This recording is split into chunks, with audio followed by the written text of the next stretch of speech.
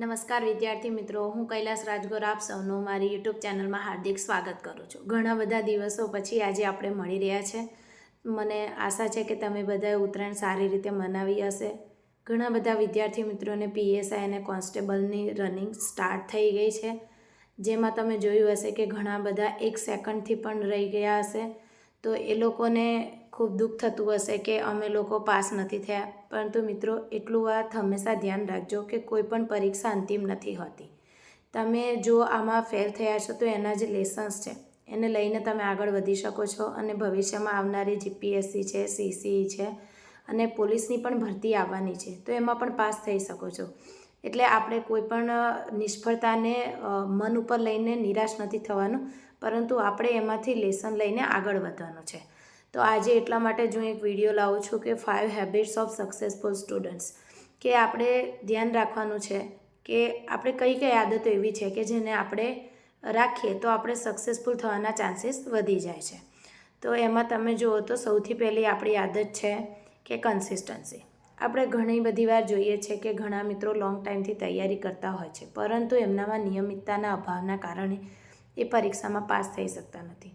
તો આપણે હંમેશા નિયમિતતા જાળવવી, કે તમારું જે રીડિંગ શેડ્યુલ હોય એને વળગી રહેવું. હા, એનો ગ્રાફ સીધો નહીં હોય, ઓલવેઝ ઉપર નીચે થશે, પરંતુ તમે એક દિવસ બગાડ્યો તો એ દિવસ બગડ્યો એના વિચારમાં ને વિચારમાં બીજો દિવસ બગાડો એના કરતાં બેટર છે કે તમે એ દિવસે કામ કરો. જે થઈ ગયું તે થઈ ગયું, પરંતુ જે હવે આપણી પાસે સમય છે એનો આપણે સદુપયોગ કરવાનો છે, તો જ આપણે પરીક્ષામાં પાસ થઈ શકશું. બીજી વસ્તુ છે કે સેલ્ફ કોન્ફિડન્સ. તો સૌથી મહત્ત્વની વસ્તુ જો જીવનમાં હોય તો આ જ છે. કારણ કે જો તમને પોતાના પર આત્મવિશ્વાસ નહીં હોય તો તમે ગમે તેટલી તૈયારી કરીને જીપીએસસીની કે કોઈ પણ એક્ઝામ આપવા ગયા હશો તો તમે પાસ નહીં થઈ શકો. જે કોઈ પણ પોલીસની દોડ હોય કે કોઈ પણ હોય, જો તમે પોતાના પર જ વિશ્વાસ નહીં હોય તો તમને દુનિયાની કોઈ પણ તાકાત સક્સેસફુલ બનાવી શકતી નથી. તો આપણે સેલ્ફ કોન્ફિડન્સ રાખવાનો છે, પરંતુ સેલ્ફ કોન્ફિડન્સ અને ઓવર કોન્ફિડન્સ આ બેની વચ્ચે આપણે ભેદરેખા પણ રાખવાની છે. જેમ કે મેં સારી મહેનત કરી હોય તો મને કોન્ફિડન્સ હોવો જોઈએ કે હું આ પરીક્ષા પાસ થઈશ, પરંતુ આપણે એવું પણ નથી રાખવાનું કે મેં બહુ મહેનત કરી લીધી છે, હવે વાંચવાની જરૂર નથી અને હું પાસ થઈ જઈશ, એવું પણ કદી રાખવાનું નથી. અને મિત્રો, કોન્ફિડન્સ ક્યારે આવે કે જ્યારે તમે કોઈ પણ એક્ઝામ હોય તો એનું પ્રોપર રીડિંગ કર્યું હોય, રિવિઝન્સ કર્યા હોય, મોક ટેસ્ટ આપ્યા હોય, તો જ તમને કોન્ફિડન્સ આવશે. એટલે કોન્ફિડન્સ લાવવા માટે પણ મહત્ત્વનું છે કે તમારે નિયમિત રીડિંગ કરવું પડે. અને ત્રીજી વસ્તુ જો હોય તો પોઝિટિવિટી. તો આપણને ખબર જ છે કે કોઈ પણ સમસ્યા આવી હોય જીવનમાં કે રીડિંગમાં કોઈ પણ સબ્જેક્ટ તમને તકલીફ પડતી હોય વાંચવામાં, તો જો તમે પોઝિટિવ રહેશો તો તમે એ સબ્જેક્ટને સારી રીતે વાંચી શકશો અને એક્ઝામમાં એના ક્વેશ્ચન સારી રીતે સોલ્વ કરી શકશો. માટે પોઝિટિવિટી ખૂબ જ મહત્ત્વની છે. જીવનમાં પણ પોઝિટિવિટીનું ખૂબ મહત્ત્વ છે કે ગમે તેટલી નકારાત્મકતા હોય, પરંતુ જો આપણે પોઝિટિવ રહીશું તો કોઈ પણ એક્ઝામ હોય કે જીવનની પરીક્ષા હોય એમાં આપણે હંમેશા સફળ થઈશું જ. ચોથું છે ડિમાન્ડ ઓફ ધ ક્વેશ્ચન. તો કે એક્ઝામ, તો કે તમે કોઈ પણ પરીક્ષાની તૈયારી કરતા હોય તો તમારે પહેલાં તો એ જોવાની જરૂર છે કે એ એક્ઝામની ડિમાન્ડ શું છે. જેમ કે પીએસઆઈની અને કોન્સ્ટેબલનું રનિંગ ચાલુ છે, તો આપણે પહેલાં એ જાણવું પડે કે આપણે રનિંગ કમ્પ્લીટ થાય છે કે નહીં, આપણી હાઇટ થાય છે કે નહીં, આપણી કેપેસિટી છે કે નહીં રનિંગ પૂર્ણ કરવાની. ત્યારબાદ જ આપણે એની તૈયારી સ્ટાર્ટ કરવાની હોય. અને પછી તમે એની લેખિત એક્ઝામ જુઓ, એની એક્ઝામ પેટર્ન જુઓ, એના પીવાયક્યુઝ જુઓ, તો તમને ખ્યાલ આવશે કે હું આ એક્ઝામ માટે કેપેબલ છું કે નહીં. જેમ કે જીપીએસસીની એક્ઝામ આવતી હોય તો આપણે લોંગ ટર્મ પ્રિપરેશન કરવી પડે. એપ્રિલમાં આવવાની છે એક્ઝામ, તો આપણે જોવું પડે કે એનું સિલેબસ શું છે, એમાં કેટલા પેપર છે, પ્રિલિમમાં શું છે, મેઇન્સમાં શું છે, ઇન્ટરવ્યૂમાં શું આવે છે. પરંતુ જો તમે ખાલી એમનેમ જ એક્ઝામની તૈયારી કરશો તો તમે પાસ નહીં થઈ શકો. એટલે આપણે હંમેશા કોઈ પણ એક્ઝામની પ્રિપરેશન કરતા હોઈએ તો આપણે હંમેશા એ ધ્યાન રાખવાનું કે એ એક્ઝામની ડિમાન્ડ શું છે. એ એક્ઝામની ડિમાન્ડ સમજી આપણે એનો સિલેબસ જોવાનો, એના પીવાયક્યુઝ જોવાના, અને પછી એ રીતે આપણે જો તૈયારી કરીશું, જેમ કે પ્રિલિમ હોય તો પ્રિલિમ માટે આપણે શું કરવું પડે, પીવાયક્યુઝ એમસીક્યુ જોવા પડે.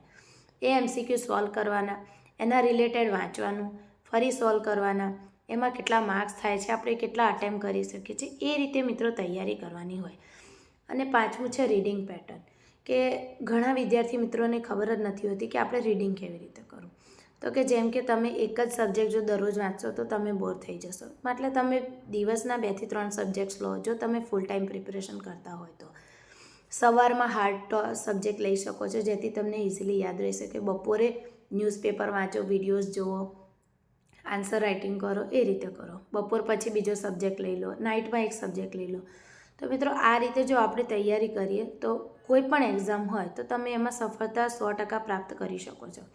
અને તમે હમણાં મારું આમાં થંબનેલમાં જોયો હશે ફોટો, તો તમને બધાને એક મોટિવેશન માટે કહું કે એ ફોટો રાષ્ટ્રપતિ ભવન પાસેનો છે. હમણાં મને ઓફિશિયલ વિઝિટમાં દિલ્હી જવાનો મોકો મળ્યો હતો as a state nodal officer, અને ત્યાં અમે રાષ્ટ્રપતિ ભવનમાં મુલાકાત હતી. રાષ્ટ્રપતિ મેડમશ્રીને પણ મળ્યા હતા, સંસદમાં પણ મુલાકાત હતી.